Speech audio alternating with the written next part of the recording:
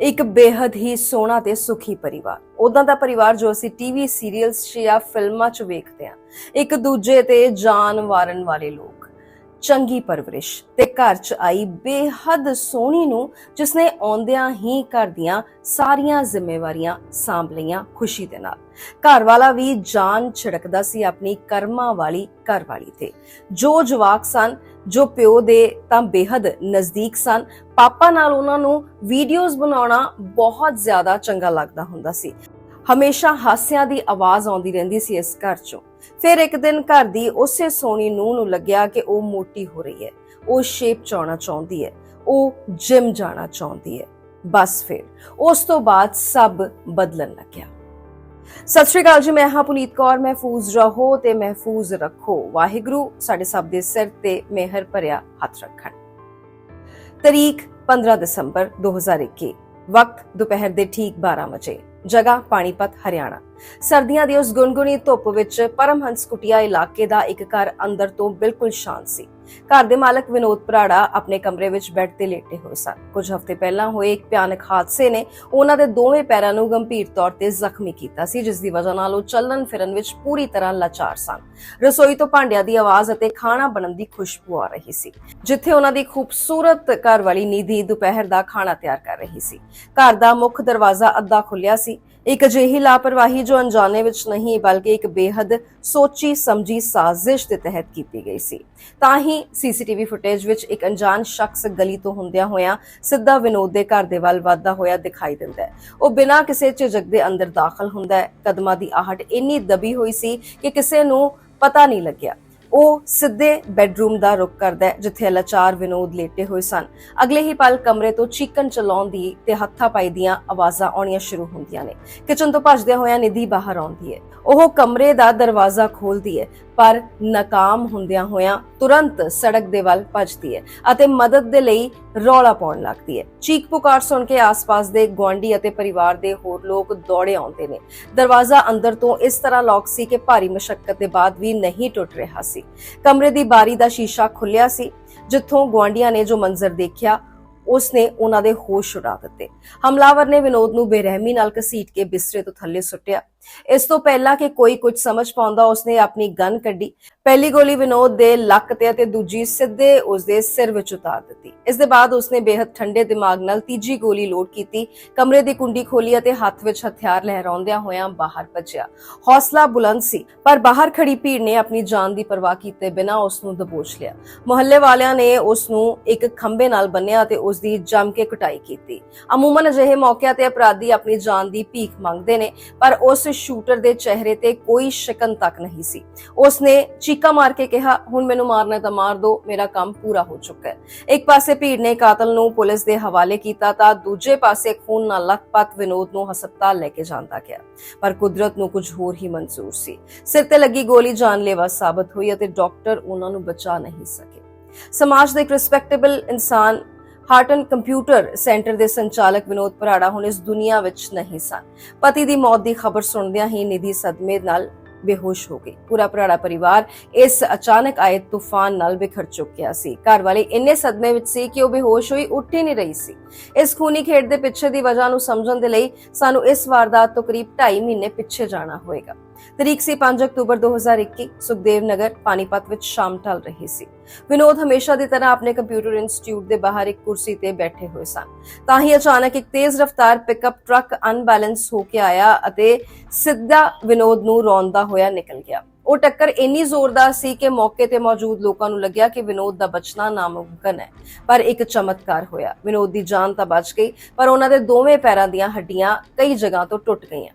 ਇਸ ਘਟਨਾ ਦੇ ਬਾਅਦ ਵਿਨੋਦ ਦੇ ਚਾਚਾ ਦੀ ਸ਼ਿਕਾਇਤ ਤੇ ਪੁਲਿਸ ਨੇ ਮਾਮਲਾ ਦਰਜ ਕੀਤਾ ਅਤੇ ਟਰੱਕ ਚਲਾਉਣ ਵਾਲੇ ਡਰਾਈਵਰ ਨੂੰ ਗ੍ਰਿਫਤਾਰ ਕਰ ਲਿਆ। ਉਸ ਦਾ ਨਾਂ ਸੀ ਦੇਵ ਸੋਨਾਰ ਉਰਫ ਦੀਪਕ, ਜੋ ਪੰਜਾਬ ਦੇ ਬਠਿੰਡਾ ਦਾ ਰਹਿਣ ਵਾਲਾ ਸੀ। ਕੋਰਟ ਵਿੱਚ ਦੇਵ ਨੇ ਦਲੀਲ ਦਿੱਤੀ ਕਿ ਐਨ ਵਕਤ ਤੇ ਗੱਡੀ ਦੇ ਬ੍ਰੇਕ ਫੇਲ ਹੋ ਗਏ ਸਨ, ਜਿਸ ਨਾਲ ਇਹ ਹਾਦਸਾ ਹੋਇਆ। ਕਿਉਂਕਿ ਇੱਕ ਸੜਕ ਦੁਰਘਟਨਾ ਸੀ, ਹਿੱਟ ਐਂਡ ਰਨ ਦਾ ਮਾਮਲਾ ਸੀ, ਇਸ ਲਈ ਕੁਝ ਦਿਨਾਂ ਵਿੱਚ ਦੇਵ ਸੋਨਾਰ ਨੂੰ ਕੋਰਟ ਤੋਂ ਜ਼ਮਾਨਤ ਮਿਲ ਗਈ। ਹੁਣ ਵਾਪਸ ਆਉਂਦੇ ਆ 15 ਦਸੰਬਰ ਦੇ ਮਰਡਰ ਤੇ। ਜਦੋਂ ਪੁਲਿਸ ਨੇ ਵਿਨੋਦ ਨੂੰ ਗੋਲੀ ਮਾਰਨ ਵਾਲੇ ਸ਼ੂਟਰ ਦੀ ਸ਼ਨਾਖਤ ਕੀਤੀ ਤਾਂ ਉਹਨਾਂ ਦੇ ਪੈਰਾਂ ਹੇਠੋਂ ਜ਼ਮੀਨ ਖਿਸਕ ਗਈ। ਇਹ ਕੋਈ ਹੋਰ ਨਹੀਂ ਬਲਕਿ ਉਹੀ ਟਰੱਕ ਡਰਾਈਵਰ ਦੇਵ ਸੋਨਾਰ ਸੀ। ਪੁਲਿਸ ਦੇ ਸਾਹਮਣੇ ਹੁਣ ਤੱਕ ਦੀ ਕਹਾਣੀ ਬਿਲਕੁਲ ਸਾਫ਼ ਸੀ। ਥਿਉਰੀ ਇਹ ਬਣੀ ਕਿ ਜ਼ਮਾਨਤ ਤੇ ਬਾਹਰ ਆਉਣ ਦੇ ਬਾਅਦ ਦੇਵ ਸੁਨਾਰ ਲਗਾਤਾਰ ਵਿਨੋਦ ਤੇ ਕੋਰਟ ਕੇਸ ਵਾਪਸ ਲੈਣ ਦਾ ਦਬਾਅ ਬਣਾ ਰਿਹਾ ਸੀ। ਜਦੋਂ ਵਿਨੋਦ ਨੇ ਸਮਝੌਤਾ ਕਰਨ ਤੋਂ ਸਾਫ਼ ਇਨਕਾਰ ਕਰ ਦਿੱਤਾ ਤਾਂ ਦੇਵ ਨੇ ਗੁੱਸੇ ਵਿੱਚ ਆ ਕੇ ਉਹਨਾਂ ਦੀ ਹੱਤਿਆ ਕਰ ਦਿੱਤੀ। ਧਾਰਾ 302 ਦੇ ਤਹਿਤ ਮੁਕੱਦਮਾ ਦਰਜ ਹੋਇਆ ਤੇ ਦੇਵ ਸੁਨਾਰ ਨੂੰ ਜੇਲ੍ਹ ਭੇਜ ਦਿੱਤਾ ਗਿਆ। ਮਾਮਲਾ ਓਪਨ ਐਂਡ ਸ਼ਟ ਲੱਗ ਰਿਹਾ ਸੀ, ਪਰ ਇਸ ਕੇਸ ਦੀ ਅਸਲੀ ਹਕੀਕਤ ਕੁਝ ਹੋਰ ਸੀ ਜੋ ਕਿ ਅਜੇ ਵੀ ਫਾਈਲਾਂ ਦੇ ਪਿੱਛੇ ਦਫਨ ਸੀ। ਵਕਤ ਦਾ ਪਹੀਆ ਘੁੰਮਿਆ ਤੇ ਕਰੀਬ 2 ਸਾਲ ਬੀਤੇ। ਸਾਲ 2024 ਵਿੱਚ ਪਾਣੀਪਤ ਦੇ ਪੁਲਿਸ ਮਹਿਕਮੇ ਵਿੱਚ ਇੱਕ ਨਵੇਂ ਐਸਪੀ ਦੀ ਐਂਟਰੀ ਹੋਈ। ਆਈਪੀਐਸ ਅਜੀਤ ਸਿੰਘ ਸ਼ੇਖਾਵਤ ਆਪਣੀ ਇਮਾਨਦਾਰੀ ਅਤੇ ਪੇਚੀਦਾ ਕੇਸ ਸੁਲਝਾਉਣ ਦੇ ਲਈ ਮਸ਼ਹੂਰ ਇਸ ਅਫਸਰ ਦੇ ਕੋਲ ਇੱਕ ਦਿਨ ਆਸਟ੍ਰੇਲੀਆ ਤੋਂ ਇੱਕ WhatsApp ਮੈਸੇਜ ਆਇਆ। ਇਹ ਮੈਸੇਜ ਵਿਨੋਦ ਭਰਾੜਾ ਦੇ ਸਕੇ ਭਰਾ ਪ੍ਰਮੋਦ ਭਰਾੜਾ ਨੇ ਭੇਜਿਆ ਸੀ। ਪ੍ਰਮੋਦ ਨੇ ਲਿਖਿਆ ਕਿ ਉਹਨਾਂ ਦੇ ਭਰਾ ਦੀ ਹੱਤਿਆ ਕੋਈ ਆਮ ਰੰਜਿਸ਼ ਨਹੀਂ ਸੀ, ਬਲਕਿ ਇਸ ਦੇ ਪਿੱਛੇ ਪਰਿਵਾਰ ਦੇ ਹੀ ਕਿਸੇ ਅੰਦਰੂਨੀ ਮੈਂਬਰ ਦਾ ਹੱਥ ਹੈ। ਉਹਨਾਂ ਨੇ ਮਾਮਲੇ ਦੀ ਨਵੇਂ ਸਿਰੇ ਤੋਂ ਜਾਂਚ ਯਾਨੀ ਰੀਇਨਵੈਸਟੀਗੇਸ਼ਨ ਕਰਨ ਦੀ ਗੁਹਾਰ ਲਗਾਈ। ਇਸ ਤੋਂ ਪਹਿਲਾਂ ਵੀ ਪ੍ਰਮੋਦ ਨੇ ਸਥਾਨਕ ਪੁਲਿਸ ਨਾਲ ਸੰਪਰਕ ਕੀਤਾ ਸੀ, ਪਰ ਉਦੋਂ ਉਹਨਾਂ ਦੀਆਂ ਗੱਲਾਂ ਨੂੰ ਮਹਿਜ਼ ਇੱਕ ਸ਼ੱਕ ਮੰਨ ਕੇ ਖਾਰਜ ਕਰ ਦਿੱਤਾ ਗਿਆ ਸੀ। ਪਰ ਐਸਪੀ ਸ਼ੇਖਾਵਤ ਨੇ ਇਸ ਇਨਪੁਟ ਨੂੰ ਗੰਭੀਰਤਾ ਨਾਲ ਲਿਆ। ਜਦੋਂ ਐਸਪੀ ਨੇ ਪੁਰਾਣੀ ਕੇਸ ਡਾਇਰੀ ਦਾ ਬਰੀਕੀ ਨਾਲ ਐਨਾਲਿਸਿਸ ਕੀਤਾ ਤਾਂ ਇੱਕ ਬੁਨਿਆਦੀ ਸਵਾਲ ਉਹਨਾਂ ਦੇ ਦਿਮਾਗ ਵਿੱਚ ਉਤਰ ਆਇਆ। ਭਾਰਤ ਵਿੱਚ ਐਕਸੀਡੈਂਟ ਦੇ ਮਾਮਲੇ ਵਿੱਚ ਬਹੁਤ ਸਖਤ ਜਾਂ ਲੰਮੀ ਸਜ਼ਾ ਦਾ ਪ੍ਰੋਵੀਜ਼ਨ ਨਹੀਂ। ਇੱਕ ਮਾਮੂਲੀ ਸਜ਼ਾ ਤੋਂ ਬਚਣ ਦੇ ਲਈ ਕੋਈ ਅਪਰਾਧੀ ਐਡਾ ਵੱਡਾ ਜੋਖਮ ਕਿਉਂ ਚੱਕੇਗਾ ਕਿ ਦਿਨ ਦਿਹਾੜੇ ਕਿਸੇ ਦੇ ਘਰ ਵਿੱਚ ਵੜ ਕੇ ਮਰਡਰ ਕਰ ਦੇ? ਕਿਤੇ ਅਜਿਹਾ ਤਾਂ ਨਹੀਂ ਕਿ ਟ੍ਰਿਗਰ ਦਬਾਉਣ ਵਾਲੀਆਂ ਉਂਗਲੀਆਂ ਦੇਵ ਸੁਨਾਰ ਦੀਆਂ ਸਨ, ਪਰ ਦਿਮਾਗ ਕਿਸੇ ਹੋਰ ਦਾ ਸੀ। ਮਾਮਲੇ ਦੀ ਸੈਂਸਿਟੀਵਿਟੀ ਨੂੰ ਵੇਖਦਿਆਂ ਹੋਇਆਂ ਐਸਪੀ ਨੇ CIA 4 ਯੂਨਿਟ ਦੇ ਪ੍ਰਭਾਰੀ ਦੀਪਕ ਕੁਮਾਰ ਨੂੰ ਇਸ ਕੇਸ ਦੀ ਗੁਪਤ ਜਾਂਚ ਸੌਂਪ ਦਿੱਤੀ ਤਾਂ ਕਿ ਮੁੱਖ ਸਾਜ਼ਿਸ਼ਕਰਤਾ ਚੁਕੰਨਾ ਨਾ ਹੋ ਸਕੇ। ਜਾਂਚ ਟੀਮ ਨੇ ਨਵੇਂ ਸਿਰੇ ਤੋਂ ਦੇਵ ਸੁਨਾਰ ਦੇ ਸੋਸ਼ਲ, ਪਰਸਨਲ ਅਤੇ ਫਾਈਨੈਂਸ਼ੀਅਲ ਬੈਕਗ੍ਰਾਉਂਡ ਨੂੰ ਖੰਗਾਲਣਾ ਸ਼ੁਰੂ ਕੀਤਾ। ਜਦੋਂ ਦੇਵ ਦੇ ਬੈਂਕ ਖਾਤਿਆਂ ਤੇ ਕਾਲ ਡਿਟੇਲਸ ਯਾਨੀ CDR ਦੀ ਜਾਂਚ ਹੋਈ ਤਾਂ ਕੜੀਆਂ ਆਪਸ ਵਿੱਚ ਜੁੜਨ ਲੱਗੀਆਂ। ਪਹਿਲੀ ਪਿਕਅਪ ਟਰੱਕ ਦਾ ਰਹੱਸ, ਜਿਸ ਗੱਡੀ ਤੋਂ ਵਿਨੋਦ ਦਾ ਐਕਸੀਡੈਂਟ ਹੋਇਆ ਸੀ, ਉਹ ਉਸ ਘਟਨਾ ਤੋਂ ਮਹਿਜ਼ ਕੁਝ ਦਿਨ ਪਹਿਲਾਂ ਹੀ ਖਰੀਦੀ ਗਈ ਸੀ। ਦੂਜਾ, ਇੱਕ ਅਣਜਾਣ ਸ਼ਖਸ ਦਾ ਨਾਮ। ਦੇਵ ਸੁਨਾਰ ਦੇ ਕਾਲ ਲੌਗਸ ਵਿੱਚ ਐਕਸੀਡੈਂਟ ਅਤੇ ਮਰਡਰ ਵਾਲੇ ਦਿਨਾਂ ਦੇ ਆਸ-ਪਾਸ ਇੱਕ ਨੰਬਰ ਤੇ ਲਗਾਤਾਰ ਲੰਮੀ ਗੱਲਬਾਤ ਰਿਕਾਰਡ ਸੀ। ਉਹ ਨੰਬਰ ਸੁਮਿਤ ਨਾਂ ਦੇ ਇੱਕ ਸ਼ਖਸ ਦਾ ਸੀ। ਸੁਮਿਤ ਪੇਸ਼ੇ ਤੋਂ ਇੱਕ ਜਿਮ ਟ੍ਰੇਨਰ ਸੀ ਅਤੇ ਸਪਲੀਮੈਂਟ ਦੀ ਦੁਕਾਨ ਚਲਾਉਂਦਾ ਸੀ। ਦਿਲਚਸਪ ਗੱਲ ਇਹ ਸੀ ਕਿ ਦੇਵ ਸੁਨਾਰ ਨੂੰ ਐਕਸੀਡੈਂਟ ਕੇਸ ਵਿੱਚ ਬੇਲ ਦਿਵਾਉਣ ਦੇ ਪਿੱਛੇ ਵੀ ਇਸੇ ਸੁਮਿਤ ਦਾ ਹੱਥ ਸੀ। ਹੁਣ ਸਵਾਲ ਇਹ ਸੀ ਕਿ ਇੱਕ ਜਿਮ ਟ੍ਰੇਨਰ ਦਾ ਇਸ ਪੂਰੇ ਹੱਤਿਆਕਾਂਡ ਨਾਲ ਕੀ ਵਾਸਤਾ? ਜਦੋਂ ਪੁਲਿਸ ਨੇ ਸੁਮਿਤ ਦੇ ਕਾਲ ਰਿਕਾਰਡਸ ਅਤੇ ਬੈਂਕ ਸਟੇਟਮੈਂਟਸ ਕਢਵਾਏ ਤਾਂ ਜੋ ਸੱਚ ਸਾਹਮਣੇ ਆਇਆ, ਉਸਨੇ ਪੂਰੀ ਤਫਤੀਸ਼ ਦਾ ਰੁਖ ਹੀ ਬਦਲ ਦਿੱਤਾ। ਸੁਮਿਤ ਦੇ ਖਾਤੇ ਵਿੱਚ ਲੱਖਾਂ ਰੁਪਏ ਦਾ ਟ੍ਰਾਂਜੈਕਸ਼ਨ ਹੋਇਆ ਸੀ ਅਤੇ ਉਸ ਦੀ ਕਾਲ ਲਿਸਟ ਵਿੱਚ ਇੱਕ ਅਜਿਹਾ ਨੰਬਰ ਸੀ ਜਿਸ ਨਾਲ ਉਹ ਦਿਨ ਰਾਤ ਘੰਟਿਆਂ ਗੱਲਾਂ ਕਰਦਾ ਸੀ। ਉਹ ਨੰਬਰ ਕਿਸੇ ਹੋਰ ਦਾ ਨਹੀਂ ਬਲਕਿ ਰਿਤਿਕ ਵਿਨੋਦ ਭਰਾੜਾ ਦੀ ਪਤਨੀ, ਉਸੇ ਸੋਹਣੀ ਸੁਨੱਖੀ ਘਰ ਵਾਲੀ ਨਿਧੀ ਭਰਾੜਾ ਦਾ ਸੀ। ਖਲਨਾਇਕ ਬੇਨਕਾਬ ਹੋ ਚੁੱਕੇ ਸਨ। ਪੁਲਿਸ ਨੇ ਬਿਨਾਂ ਦੇਰ ਕੀਤੇ ਨਿਧੀ ਅਤੇ ਸੁਮਿਤ ਨੂੰ ਹਿਰਾਸਤ ਵਿੱਚ ਲੈ ਲਿਆ। ਸ਼ੁਰੂਆਤ ਵਿੱਚ ਦੋਵਾਂ ਨੇ ਪੁਲਿਸ ਨੂੰ ਗੁੰਮਰਾਹ ਕਰਨ ਦੀ ਕੋਸ਼ਿਸ਼ ਕੀਤੀ ਅਤੇ ਖੁਦ ਨੂੰ ਬੇਕਸੂਰ ਦੱਸਿਆ, ਪਰ ਤਾਂ ਹੀ ਪੁਲਿਸ ਨੇ ਉਹਨਾਂ ਦੇ ਸਾਹਮਣੇ ਉਹ ਮਾਸਟਰ ਸਟ੍ਰੋਕ ਰੱਖਿਆ ਜਿਸ ਦਾ ਤੋੜ ਉਹਨਾਂ ਦੇ ਕੋਲ ਨਹੀਂ ਸੀ। ਵਾਰਦਾਤ ਦੇ ਦਿਨ ਦੀ ਪੂਰੀ ਅਤੇ ਅਨਸੈਂਸਰਡ CCTV ਫੁਟੇਜ, ਉਹ ਫੁਟੇਜ ਜੋ ਸੱਚ ਬਿਆਨ ਕਰਦੀ ਹੈ। ਉਸ ਦਿਨ ਜਦੋਂ ਦੇਵ ਸੁਨਾਰ ਘਰ ਵਿੱਚ ਵੜਿਆ ਸੀ ਤਾਂ ਨਿਧੀ ਰਸੋਈ ਵਿੱਚ ਸੀ, ਪਰ ਉਹ ਅਣਜਾਣ ਨਹੀਂ ਸੀ। ਫੁਟੇਜ ਵਿੱਚ ਸਾਫ਼ ਦਿਖ ਰਿਹਾ ਸੀ ਕਿ ਦੇਵ ਅੰਦਰ ਆਉਂਦਾ ਹੈ। ਨਿਧੀ ਉਸ ਨੂੰ ਦੇਖ ਕੇ ਬਕਾਇਦਾ ਨਮਸਤੇ ਜਾਂ ਹਾਏ ਕਰਦੀ ਹੈ। ਦੋਵਾਂ ਦੇ ਵਿੱਚ ਅੱਖਾਂ ਵਿੱਚ ਇਸ਼ਾਰਾ ਹੁੰਦਾ ਹੈ। ਨਿਧੀ ਖੁਦ ਹੱਥ ਨਾਲ ਇਸ਼ਾਰਾ ਕਰਕੇ ਦੇਵ ਨੂੰ ਉਸ ਕਮਰੇ ਦਾ ਰਸਤਾ ਦਿਖਾਉਂਦੀ ਹੈ ਜਿੱਥੇ ਉਸ ਦਾ ਬੇਵਸ ਪਤੀ ਲੇਟਿਆ ਹੋਇਆ ਸੀ। ਜਿਵੇਂ ਹੀ ਦੇਵ ਕਮਰੇ ਵਿੱਚ ਜਾਂਦਾ ਹੈ ਅਤੇ ਹਮਲਾ ਕਰਦਾ ਹੈ, ਨਿਧੀ ਬਾਹਰ ਆ ਕੇ ਚਿল্ਲਾਉਣ ਦਾ ਨਾਟਕ ਸ਼ੁਰੂ ਕਰ ਦਿੰਦੀ ਹੈ। ਉਸਨੇ ਦਰਵਾਜ਼ਾ ਖੋਲਣ ਦੀ ਕੋਸ਼ਿਸ਼ ਵੀ ਸਿਰਫ ਦਿਖਾਉਣ ਦੇ ਲਈ ਕੀਤੀ ਸੀ।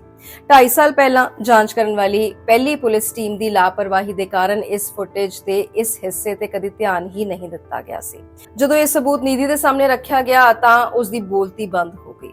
ਸਖਤਾਈ ਨਾਲ ਪੁੱਛਗਿੱਛ ਵਿੱਚ ਉਸਨੇ ਆਪਣਾ ਗੁਨਾਹ ਕਬੂਲ ਕਰ ਲਿਆ। ਵਿਨੋਦ ਭਰਾੜਾ ਆਪਣੀ ਘਰਵਾਲੀ ਨਿਧੀ ਨਾਲ ਬੇਪਨਾਹ ਮੁਹੱਬਤ ਕਰਦੇ ਸਨ। ਉਹਨਾਂ ਦੀ ਮੈਰਿਡ ਲਾਈਫ ਬਿਹਤਰੀਨ ਚੱਲ ਰਹੀ ਸੀ। 2 ਪਿਆਰੇ ਜਵਾਕ ਸਨ।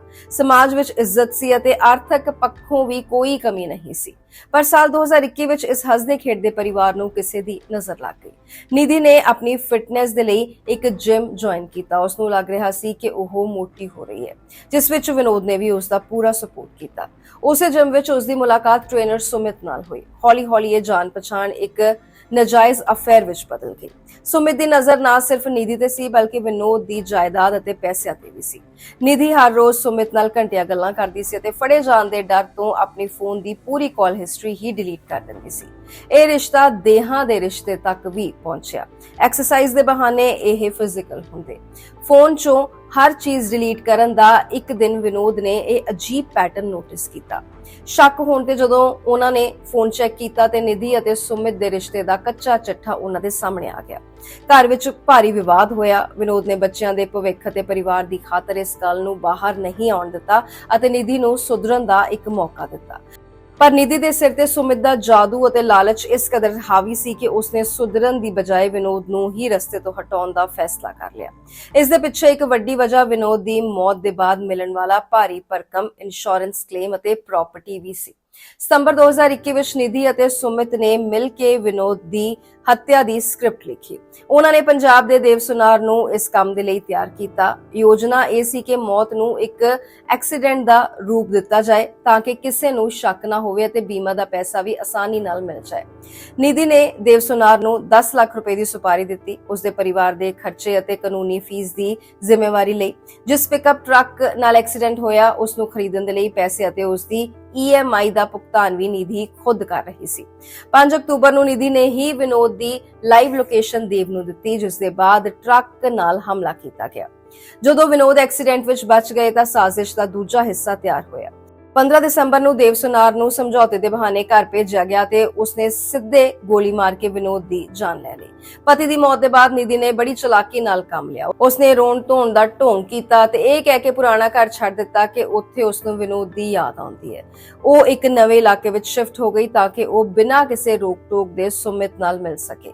ਉਸਨੇ ਇੰਸ਼ੋਰੈਂਸ ਦਾ ਪੈਸਾ ਠੱਗਿਆ ਅਤੇ ਆਪਣੇ ਬੁੱਢੇ ਸਹੁਰੇ ਦੇ ਬੈਂਕ ਖਾਤਿਆਂ ਨੂੰ ਵੀ ਹੌਲੀ-ਹੌਲੀ ਖਾਲੀ ਕਰ ਦਿੱਤਾ। ਹੱਦ ਤਾਂ ਉਦੋਂ ਹੋ ਗਈ ਜਦੋਂ ਵਿਨੋਦ ਦੀ ਮੌਤ ਦੇ ਕੁਝ ਮਹੀਨਿਆਂ ਬਾਅਦ ਉਹ ਸੁਮਿਤ ਦੇ ਨਾਲ ਮਨਾਲੀ ਵਿੱਚ ਛੁੱਟੀਆਂ ਮਨਾ ਰਹੀ ਸੀ। ਇਸ ਦੇ ਬਾਅਦ ਉਸਨੇ ਆਪਣੇ ਬੱਚਿਆਂ ਅਤੇ ਸਹੁਰੇ ਨੂੰ ਆਸਟ੍ਰੇਲੀਆ ਵਿੱਚ ਰਹਿ ਰਹੇ ਆਪਣੇ ਜੇਠ ਪ੍ਰਮੋਦ ਦੇ ਕੋਲ ਭੇਜ ਦਿੱਤਾ ਤਾਂ ਕਿ ਉਹ ਪੂਰੀ ਤਰ੍ਹਾਂ ਆਜ਼ਾਦ ਹੋ ਸਕੇ। ਆਸਟ੍ਰੇਲੀਆ ਵਿੱਚ ਬੈਠੇ ਪ੍ਰਮੋਦ ਭਰਾੜਾ ਨੂੰ ਆਪਣੇ ਸੋਰਸਸ ਥਾਣੀ ਨਿਧੀ ਦੀਆਂ ਇਨ੍ਹਾਂ ਹਰਕਤਾਂ ਦੀ ਭਨਕ ਲੱਗ ਰਹੀ ਸੀ। ਉਹਨਾਂ ਦਾ ਸ਼ੱਕ ਯਕੀਨ ਵਿੱਚ ਉਦੋਂ ਬਦਲਿਆ ਜਦੋਂ ਮਾਰਚ 2024 ਵਿੱਚ ਕੋਰਟ ਟ੍ਰਾਇਲ ਦੇ ਦੌਰਾਨ ਨਿਧੀ, ਜੋ ਇਸ ਕੇਸ ਦੀ ਮੁੱਖ ਗਵਾਹ ਸੀ, ਅਦਾਲਤ ਵਿੱਚ ਆਪਣੇ ਹੀ ਪਤੀ ਦੇ ਕਾਤਲ ਦੇਵਸੁਨਾਰ ਨੂੰ ਪਛਾਣਨ ਤੋਂ ਮੁੱਕਰ ਗਏ। ਇਸੇ ਦੇ ਬਾਅਦ ਪ੍ਰਮੋਦ ਨੇ ਨਵੇਂ SP ਨੂੰ ਮੈਸੇਜ ਕੀਤਾ ਅਤੇ ਇਸ ਖੌਫਨਾਕ ਰਾਜ਼ ਤੋਂ ਪਰਦਾ ਉੱਠਿਆ। ਇਹ ਕਹਾਣੀ ਸਾਨੂੰ ਸਾਲ 2016 ਵਿੱਚ ਕਰਨਾਲ ਦੇ ਯੋਗੇਸ਼ ਬੱਤਰਾ ਹੱਤਿਆਕਾਂਡ ਦੀ ਯਾਦ ਦਿਵਾਉਂਦੀ ਹੈ, ਜੋ ਅਜੇ ਕੁਝ ਹੀ ਦਿਨ ਪਹਿਲਾਂ ਮੈਂ ਦੱਸਿਆ ਸੀ ਤੁਹਾਨੂੰ, ਜਿੱਥੇ ਉਹਨਾਂ ਦੀ ਪਤਨੀ ਪ੍ਰਿਯੰਕਾ ਨੇ ਆਪਣੇ ਜਿਮ ਟ੍ਰੇਨਰ ਰੋਹਿਤ ਦੇ ਨਾਲ ਮਿਲ ਕੇ ਯੋਗੇਸ਼ ਦੀ ਹੱਤਿਆ ਕੀਤੀ ਸੀ ਅਤੇ ਬਾਅਦ ਵਿੱਚ ਬੱਚਿਆਂ ਨੂੰ ਬੋਰਡਿੰਗ ਸਕੂਲ ਭੇਜ ਕੇ ਸਹੁਰੇ ਨੂੰ ਘਰ ਤੋਂ ਕੱਢ ਦਿੱਤਾ ਸੀ। ਸਾਲ 2021 ਵਿੱਚ ਅਦਾਲਤ ਨੇ ਉਸ ਮਾਮਲੇ ਵਿੱਚ ਪ੍ਰਿਯੰਕਾ ਸਣੇ 4 ਆਰੋਪੀਆਂ ਨੂੰ ਉਮਰ ਕੈਦ ਦੀ ਸਜ਼ਾ ਸੁਣਾਈ ਸੀ। ਪਾਣੀਪਤ ਪੁਲਿਸ ਨੇ ਨਿਧੀ, ਸੁਮਿਤ ਅਤੇ ਦੇਵਸੁਨਾਰ ਨੂੰ ਸਲਾਖਾਂ ਦੇ ਪਿੱਛੇ ਭੇਜ ਦਿੱਤਾ ਸੀ ਅਤੇ ਲਾਪਰਵਾਹੀ ਵਰਤਣ ਵਾਲੇ ਪਹਿਲੇ ਦੇ ਪੁਲਿਸ ਅਧਿਕਾਰੀਆਂ ਤੇ ਵੀ ਜਾਂਚ ਬਿਠਾਈ ਗਈ ਸੀ। ਚਾਰਜ ਸ਼ੀਟ ਫਾਈਲ ਹੋਣ ਦੀ ਗੱਲ ਵੀ ਸਾਹਮਣੇ ਆਈ ਸੀ। ਉਸ ਤੋਂ ਬਾਅਦ ਕੇਸ 'ਚ ਅਪਡੇਟ ਦਾ ਕੋਈ ਪਬਲਿਕ ਰਿਕਾਰਡ ਜਿਹੜਾ ਹੈ ਮੈਂ ਲੱਭਣ ਦੀ ਕੋਸ਼ਿਸ਼ ਕੀਤੀ ਪਰ ਮੇਰੇ ਸਾਹਮਣੇ ਆਇਆ ਨਹੀਂ। ਇਹ ਮਾਮਲਾ ਗਵਾਹ ਹੈ ਕਿ ਕਿਵੇਂ ਅੰਨੀ ਹਵਸ, ਲਾਲਚ ਅਤੇ ਫਰੇਬ ਮਿਲ ਕੇ ਇੱਕ ਹੱਸਦੇ ਖੇਡਦੇ ਸੰਸਾਰ ਨੂੰ ਸ਼ਮਸ਼ਾਨ ਬਣਾ ਦਿੰਦੇ ਨੇ। ਵਰਨਾ ਕੀ ਨਹੀਂ ਸੀ ਨਿਧੀ ਕੋਲ ਇੱਕ ਹੱਸਦਾ ਖੇਡਦਾ ਪਰਿਵਾਰ, ਜਾਨ ਤੋਂ ਵੱਧ ਪਿਆਰ ਕਰਨ ਵਾਲਾ ਹਸਬੈਂਡ, ਪਲਕਾਂ ਤੇ ਚੱਕਣ ਵਾਲੇ ਸਹੁਰੇ, ਪਰ ਉਸਨੇ ਚਿੱਕੜ 'ਚ ਹੀ ਡਿੱਗਣਾ ਸੀ। ਉਹ ਡਿੱਗੀ ਤੇ ਹੁਣ ਉਸਦਾ ਬਾਹਰ ਨਿਕਲਣਾ ਔਖਾ ਹੈ। ਅੱਜ ਅਸੀਂ ਫੇਰ ਸਿੱਖਿਆ ਕਿ ਕੀ ਨਹੀਂ ਕਰਨਾ। ਵਾਹਿਗੁਰੂ ਸਮਤ ਬਖਸ਼ਣ। ਤੁਸੀਂ ਵੇਖ ਰਹੇ ਹੋ ਕੈਮਰਾ ਆਲ ਇਨਸਾਫ।